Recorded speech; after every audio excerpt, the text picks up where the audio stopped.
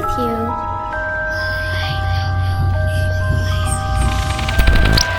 You're not afraid of the dark, are you?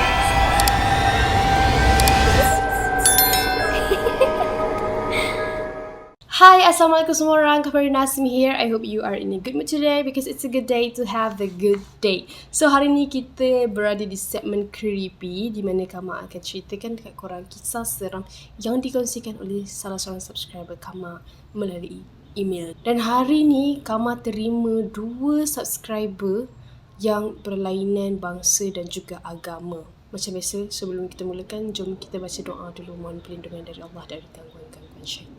أعوذ بالله من الشيطان الرجيم بسم الله الرحمن الرحيم ربي أعوذ بك من همزات الشياطين وأعوذ بك ربي أن يحضرون. Wahai Tuhanku, aku berlindung kepadamu daripada bisikan-bisikan syaitan, dan aku berlindung juga kepadamu, wahai Tuhanku, daripada kedatangan mereka kepadaku. Amin ya rabbal alamin. So, nama pemilik kisah hari ni Yukino, bukan nama sebenar. Yukino berbangsa Cina dan Iban. Ayah dia Cina dan mak dia Iban. So, Yukino seorang ateist, sorry kalau pronounce salah, iaitu tiada kepercayaan mana-mana agama tapi still mengikut kepercayaan Taoist bila menghadapi sesuatu benda yang mistik. So, sebelum kami share dengan korang pengalaman yang Yukino ni hadapi, Yukino ada share few information lah kepada yang berlainan bangsa kan, nak tahu diorang punya adat macam mana, budaya macam mana. So, bulan Ogos adalah bulan hantu kepada masyarakat Cina, dan dalam kalender orang Cina, bulan Ogos adalah bulan yang ke-7 bagi diorang. Sebab tu diorang baru sambut Hari Raya Cina masa bulan Februari. So, mereka percaya yang time bulan hantu tu, pintu neraka akan dibuka dan setiap roh akan keluar untuk cari makan dan melawat keluarga tersayang. So, masa bulan hantu, diorang akan menjadi lebih berhati-hati lah. Siap ada pantang larang. And motif diorang letak makanan dekat tepi jalan adalah untuk menyembah benda-benda tu. So, bila nampak ada makanan dekat tepi jalan, macam akan ada larangan lah supaya jangan sentuh ataupun makan sebab dipercayai akan membawa badah ataupun membawa malang. So, Yukino ada pengalaman seram yang dia nak share dengan kita semua time dia kecil-kecil. Jadi, kejadian ni berlaku masa Yukino berumur 4 tahun. Time kecil dulu dia duduk dekat rumah nenek dia, tapi sekarang dah tak lah. Rumah nenek dia ni terletak dekat kawasan yang agak keras mengikut apa yang mak dia cerita lah. Dan dekat kawasan rumah tu ada satu tasik tau. Ibu Yukino kata tasik tu ada sejarah. Dulu masa Perang Dunia Kedua, banyak mayat yang telah dibuang ke dalam tasik tu. Lepas tu dekat belakang rumah nenek dia ni pula ada satu perigi, tapi sekarang dah tak ada lah. Perigi tu Pak Long dia cakap ada orang pernah terjatuh ke dalam tu dan mati lemas. So, ada satu kejadian seram yang berlaku. Masa tu Yukino dengan mak dia tengah duduk dekat dapur rumah nenek dia lah. Dia tengah bersedia nak pergi mandi lah masa tu. Lepas tu mak Yukino ni bawa lah dia ke toilet. Tiba-tiba Yukino ternampak ada satu sosok dekat luar tingkap, which is dekat kawasan halaman rumah nenek dia. Bila dia ternampak sosok tu, dia cakap lah dengan mak dia kan, "Mami, tu abang tu tak ada gigi lah." Disebabkan waktu tu Yukino ni masih kecil lagi, dia cakap je apa benda yang dia nampak. So, mak dia waktu tu dah rasa cuak kan, tapi mak dia buat tak layan je and terus bawa Yukino masuk ke dalam bilik air. Keesokan harinya, Yukino ni asyik je bagi tahu mak dia tentang sosok yang dia nampak tu. Tapi mak dia masih rasa tak ada apa-apa yang berlaku. Sampailah satu masa tu, time tu malam, mak dia kata yang mak dia nampak Yukino ni tengah baring dekat atas katil dan menggigil sambil selimut satu badan. Mak dia rasa cuak dan risau, terus bagi tahu ayah dan nenek Yukino. So, hari kedua, nenek dan ayah Yukino bawa dia pergi ke sebuah kuil dan tanya kepada pawang di dalam kuil tu apa yang terjadi dengan anak dia kan. So, pawang tu macam pandang je, perhatikan je Yukino ni, and then dia pandang balik dekat ayah Yukino. Dia kata, "Anak kamu ternampak arwah adik kau yang mati akibat kemalangan jalan raya. So ayah dia terkejut sebab ayah tak pernah bagi tahu pun dekat pawang tu pasal pakcik Yukino ni kan. Tapi memang betul pun terlibat dalam kemalangan jalan raya. Kemudian pawang tu ambil sehelai kertas kuning berbentuk segi empat tepat dan menggunakan dakwat yang berwarna merah. Lepas tu dia ada lukis sesuatu dekat permukaan kertas tu. So itu dipanggil azimat orang Cina. Habis lukis, pawang tu pun panggil lah dekat Yukino azimat tu. Dan dia orang ada buat satu upacara lah. Masa tu apa yang Yukino ingat, time upacara tu berlangsung, dia rasa lama sangat waktu tu. Lepas habis upacara tu, pawang tu dah tutup mata hijab Yukino ni. Sejak daripada tu, Yukino tak dah lagi cakap pasal lelaki tak ada gigi tu. Dia dah tak nampak, tak boleh nampak lah benda tu kan. Sebab budak kan senang kena ganggu. Tapi nasib baik tak ada gangguan yang teruk berlaku. Ada satu lagi kisah yang Yukino nak ceritakan yang dia baru je alami benda ni tau. Which is bulan Jun. Yukino dah berumur 15 tahun sekarang dan masa tu dia datang bulan dan semestinya benda tu suka lah kan. So sekarang diorang dah tak tinggal dah dekat rumah nenek dia. Dia dah berpindah ke satu rumah baru sejak Yukino berumur 7 tahun. Dan so far Yukino gambarkan rumah dia sekarang selesa lah berbanding dengan rumah nenek dia. Sebab suasana rumah nenek dia agak seram sejuk. Rumah nenek dia sekarang, saudara mara dia yang belah ayah dia yang duduk sebab nenek dia dah meninggal dunia. Jadi ceritanya masa tu Yukino tengah period. Malam tu dia tengah get ready nak tidur lah, baring atas katil dan aircon pun dia pasang dengan selesanya dia tengah baring. Tiba-tiba pintu bilik dia terbuka. Macam ada angin tolak. Tapi tak lama tu dia buka, tutup, buka, tutup banyak kali tau. So Yukino macam takut gila lah. Dia terus selubung selimut, pejam mata kuat-kuat sampailah dia tertidur sendiri. Dan pada malam kedua, pintu tu main-main lagi. Time tu Yukino rasa tak sedar hati dah lah. Dia rasa takut kalau benda tu munculkan diri. Lepas tu ni apa yang Yukino cakap sendiri tau. Dia kata dia pelik. Kenapa patung yang terletak, ada satu patung dekat depan pintu bilik dia ni tak melindungi dia. So kamu tak naklah sebut nama patung tu kan. Tapi patung tu antara kepercayaan mereka. Dan mereka percaya patung tu boleh melindungi lah. Lepas tu Yukino pun selidung lah seluruh badan dia dengan selimut dan tertidur dalam ketakutan. Esoknya dia bagi tahu mak dia pasal pintu tu. Asyik terbuka, tertutup sendiri tu kan. Ayah dia pun jemput pawang datang ke rumah untuk cek. Ni pawang lain lah, bukan pawang yang waktu dia kecil-kecil tu. So pawang tu kata memang ada benda nak kacau tapi ringan, tak berat. So pawang tu letaklah azimat yang berwarna hijau atas pintu bilik dia. Dan patung yang Kamal cakap tadi tu ada depan pintu bilik dia di dalam bekas plastik kan. Lepas tu pawang tu macam melukis sesuatu atas permukaan plastik tu. Tapi Yukino tak tahu tu untuk apa.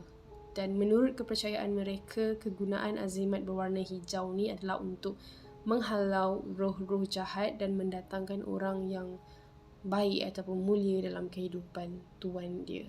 So itulah dua kisah seram yang berlaku. Secara tidak langsung kita telah mengenali budaya bangsa lain, masyarakat lain dan agama lain. Kamu ada seorang lagi subscriber yang berkongsi pengalaman seram dia. Tadi kita dengar masyarakat Cina dan bangsa Cina dan golongan ateis. Kali ni kita dengar kisah seram ni dari Sarawak, Kuching yang beragama Kristian. So, without further ado, let's get right into it.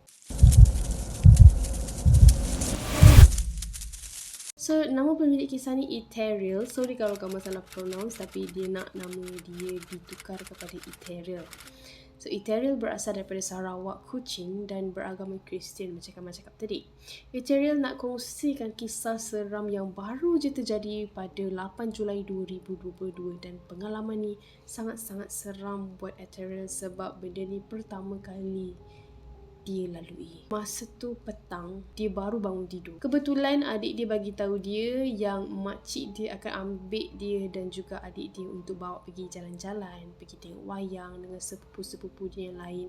Lepas tu sekalilah pergi ke rumah atuk diorang. So Ethereal pun dengan excitednya terus bersiap dan kemas baju.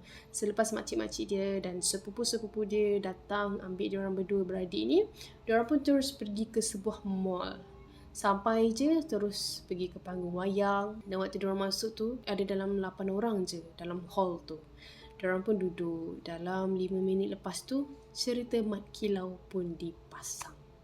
Siapa sangka cerita Mat Kilau, tapi ada orang experience tengok cerita Mat Kilau ni dalam keadaan yang menyeramkan. Masa dia tengah shock tengok cerita kan, anak buah dia, Min, bukan nama sebenar, yang berumur 8 tahun, tiba-tiba tegur masa part scene pelakon tu tengah buka bunga, time tengah silat tu. Dia bisik kat telinga Ethereal ni, dia cakap, "Kak, tengok ya, ada atuk polas silat dekat pentas ya." Selepas dia kata macam tu, dia macam tergelak kecil. Masa tu Ethereal dah cuak, tapi buat-buat tak tahu je lah kan, dan sambung je tengok cerita. Sepanjang cerita tu berlangsung, Ethereal ni dapat rasa yang ada benda dekat kerusi belakang dia. Yang terkejutnya, cousin dia bernama Abriel, bukan nama sebenar, tiba-tiba genggam tangan dia. Masa tu dia dapat rasa yang genggaman tangan Abriel ni menggigil ketakutan. Dan dia pandanglah muka cousin dia tu kan, yang sama umur dengan dia. Riak muka Abriel tenang je, macam buat dek je tengok cerita tu kan. Tapi Ethereal dapat rasalah aura seram dekat wayang tu, padahal tengah tengok cerita Mat Kilau, bukan cerita hantu. So habis je cerita tu dia tayangkan, Abriel tarik dia keluar pintu wayang tu. Diorang terus pergi ke tandas. And then Abriel pandang muka Ethereal dengan muka yang nampak tenang dan terselit sedikit ketakutan. Lepas tu dia cakap, "Nanti kat rumah atuk kelak aku beri tahu kat kau." Maksudnya nanti kat rumah atuk baru dia bagi tahu kan apa yang terjadi sebenarnya. Sambil dia tepuk bahu Ethereal ni. Balik je dari wayang, dia singgah kejap lah rumah makcik dia ni. Salah seorang makcik dia ni sebab nak hantar makcik dia pulang. So masa ni diorang nak tunggu Kai, cousin diorang lelaki, pergi ambil barang kejap sebab Kai terlupa kan barang. Masa tu makcik diorang keluar daripada rumah untuk pergi kat kereta. Tengok-tengok muka dia macam tengah memerhati satu tempat duduk yang kosong dalam kereta tu. Makcik dia kata dekat makcik dia yang lagi seorang ni. Dia cakap sekali dengan Abriel lah untuk ingatkan Abriel, Aryan, Min dan Kai, cousin-cousin dia yang lain ni, untuk membaca surah-surah. Korang jangan confuse pula. Nama yang Kamal tengah sebut tadi tu ada yang beragama Islam, termasuklah makcik dia. Sebab keluarga Ethereal ni kan berbelang bangsa kan. So dalam family Ethereal ni ada yang Muslim, ada yang bukan Muslim. Diorang ada mix Philippine, Arabian, Chinese and Indian. Okay, so sambung cerita. Diorang pun sambunglah perjalanan. So tinggallah makcik dia lagi seorang tu, and then 4 orang sepupu dalam kereta. So waktu dalam kereta tu, Abriel dengan makcik dia duduk dekat seat depan. Diorang tengah bercerita pasal zaman Abriel kecil-kecil dulu tau. Abriel rupa-rupanya hijab dia terbuka sejak kecil lagi. So rupa-rupanya bukan Abriel seorang boleh melihat, makcik dia tu pun hijab terbuka juga. Lepas tu ada satu masa ni, makcik dia macam tiba-tiba borak dengan Abriel slow-slow. Macam seolah-olah dia nak diorang berdua je dengar. Sebab radio kuat tau, diorang cakap slow. Tapi sebenarnya Ethereal ni dengar. Makcik dia kata, dekat rumah atuk tu ada benda kotor. Kat rumah Ethereal pun ada. Tiba-tiba makcik dia macam berhenti perbualan dekat situ tu, dan pandang dekat cermin pandang belakang tu. And mata dia pandang tepat dekat Ethereal. So Ethereal pandang lah makcik dia balik kan. Lepas tu pandang tempat lain macam buat-buat tak dengar lah. Nasib baik masa tu dah nak sampai rumah. Lepas tu Ethereal teringat sesuatu. Sebab ni ke belakang dapur macam bau bangkai. Dah sampai je diorang kat rumah atuk, diorang cuci kaki dulu. Sebelum masuk, makcik dia dah pesan lah cuci kaki 3 kali dulu baru masuk rumah. Dia kata macam tu. Lagipun diorang balik lambat waktu tu. Dah nak dekat pukul 1 pagi kot. Lepas basuh kaki, diorang pun masuk. Dan Abriel pun bagi salam untuk masuk. Time tu yang belum mandi, Ethereal, Abriel dan makcik dia. Makcik dia suggest untuk diorang ni mandi bertiga. Lepas tu diorang tergelak lah. Malam tu juga makcik dia ajar diorang mulai dari hari tu mandi pakai something. Jangan tak pakai apa-apa. Lagi-lagi dekat rumah Ethereal, dia kata. So lepas dah habis mandi, pakai baju semua, sebelum diorang nak pergi ke bawah, dia macam buka cerita lah, macam nak luahkan si Ethereal ni. Sejak keluarga Ethereal berpindah dan duduk dekat rumah baru tu, rumah keluarga dia selalu bergaduh. Makcik dia kata benda tu biasa. Benda tu suka tengok orang bergaduh dan buat keluarga seseorang tu berpecah belah. Time tu Ethereal terfikirlah, sebab tu kesan dia, Ethereal selalu berada dalam keadaan yang pressure ataupun tertekan bila dekat rumah. Lepas bersembang, diorang decide lah untuk tidur dekat ruang tamu kat bawah. So diorang bawa lah tilam-tilam, bantal, selimut semua turun bawah, kemas-kemas tempat, kemas-kemas tilam apa semua. Makcik dia pula tengah cari cerita untuk nak tengok dekat TV. Masa tu diorang pasang TV cerita Ku Kira Kau Rumah. And dari sinilah diorang kena kacau. Tengah tengok tiba-tiba cerita tu terpaus dengan sendiri. Tambah lagi bunyi anjing menyala tiba-tiba, macam bunyi serigala tau. Ada bunyi macam tu. Masa tu diorang tak syak apa-apa lagi. And kebetulan Ethereal dah rasa mengantuk time tu. So dia cakap lah kat diorang nak tidur dulu. Lepas dia cakap macam tu, tiba-tiba semua orang terus tutup TV nak tidur juga. Akhirnya semua orang tidur. Tiba-tiba pukul 3 pagi Ethereal ni terjaga. Dia buka-buka mata je, dia ternampak pintu masuk dekat sebelah TV. Jarak dia berapa meter je lah dengan dia kan, terbuka sendiri. Masa tu dia cuba positif lagi lah, yang mungkin pakcik dia baru balik, sebab pakcik dia memang selalu balik lambat. Tapi dia teringat balik, mana ada pakcik keluar? Dia dekat atas tengah tidur. So Ethereal dah cuak kan, aduh kenapalah terjaga time-time macam ni. Dan tiba-tiba pintu tu terhempas dengan kuat. Kemudian dia nampak ada bungkusan kain kafan masuk dari pintu tu pergi ke arah tangga. Ya, tak lain tak bukan sosok gula-gula tu lah. Terus Ethereal ni tarik selimut, cuba tidur tapi tak dapat. So malam tu dia macam tidur-tidur ayam je. Keesokan paginya, diorang kemaskan diri dan berborak semula tentang apa yang terjadi malam tadi. Rupanya semua orang kena kacau malam tu. Kecuali atuk dia je yang tak kena kacau. Sebab makcik dia kata makcik dia marah kat benda tu malam tadi. Jangan kacau ayah aku sebab ayah dia tak sihat malam tu. So ceritanya malam tadi, mula-mula adik Ethereal dengan makcik dia cerita yang diorang terbangun sebab adik dia punya gigi tercabut. So diorang pergi ke dapur masa tu. Makcik dia teman lah nak pergi ambil air kat dapur, kumur-kumur apa semua. Tiba-tiba ada benda yang menegur. Makcik dia kata macam benda tu cakap sesuatu tau. Tapi makcik dia tak dapat tangkap sebab tak faham. Dah seram sejuk kat situ, makcik dia suruh adik Ethereal tu cepat sikit. Tu yang pertama. Yang kedua, makcik dia juga dengan Abriel nampak ada benda lalu dekat cermin panjang dekat sekitar yang diorang tidur tu. And then diorang terkejut sebab Aryan yang tengah tidur tiba-tiba terbangun macam mengigau duduk tu. Lepas tu makcik dia pergi tegur, Aryan, Pal belum tidur. Lepas dia kata macam tu, Aryan masih tak jawab. And masih dalam kedudukan terduduk dengan mata dia tertutup macam mengigau tu. And then beberapa minit berlalu, Aryan tidur balik macam biasa. Yang ketiga, diorang dengar ada benda jatuh macam bunyi tin dekat dapur. And sekali lagi, benda yang sama, bunyi yang sama terjadi dekat meja kaca betul-betul kat tepi tempat diorang tidur tu. And benda tu dia ketuk pintu 3 kali sampai Aryan ni terjaga. And Aryan tanya bunyi apa tu, tapi makcik dia suruh buat dek je and suruh Aryan tidur. Sampai kesudah semua rasa meremang and seram sejuk rupa-rupanya malam tu. And malam tu juga Abriel ni dia WhatsApp Ethereal. Diorang tak borak tau, diorang chit-chat dalam WhatsApp kan. Dia kata, yang benda ku nak beritahu dengan kau ya, sebenarnya ada banyak benda masa dalam panggung. Kebanyakannya berpakaian zaman perang. Dengan rupanya dah bukan macam manusia. Aku cakap macam dah bahasa Indonesia dah kan. Abriel cerita balik lah sebenarnya apa benda yang terjadi dekat panggung wayang tadi tu. Waktu dia tengah tengok filem Mat Kilau tu, dia nampak ada banyak sosok yang berpakaian zaman perang. Rupa menakutkan, bukan macam manusia. Sebab itulah Abriel genggam tangan Ethereal waktu tengah tengok cerita tu, sebab dia nampak benda lain yang orang lain tak nampak, dia seorang dia nampak weh. So diorang rasa ini semua kena ganggu ni disebabkan ada benda ikut. Diorang kan balik lambat kan malam tu. So itulah dia apa yang Ethereal nak sampaikan kat sini kepada siapa yang selalu suka balik lambat pukul 12 ke atas kan. Sebelum masuk rumah tu jangan lupa cuci kaki, bagi salam penuh, jangan separuh-separuh bagi yang Muslim. So itulah dia 2 kisah seram daripada kawan kita. InsyaAllah kita boleh dapatkan pengajarannya daripada pengalaman yang diceritakan tadi.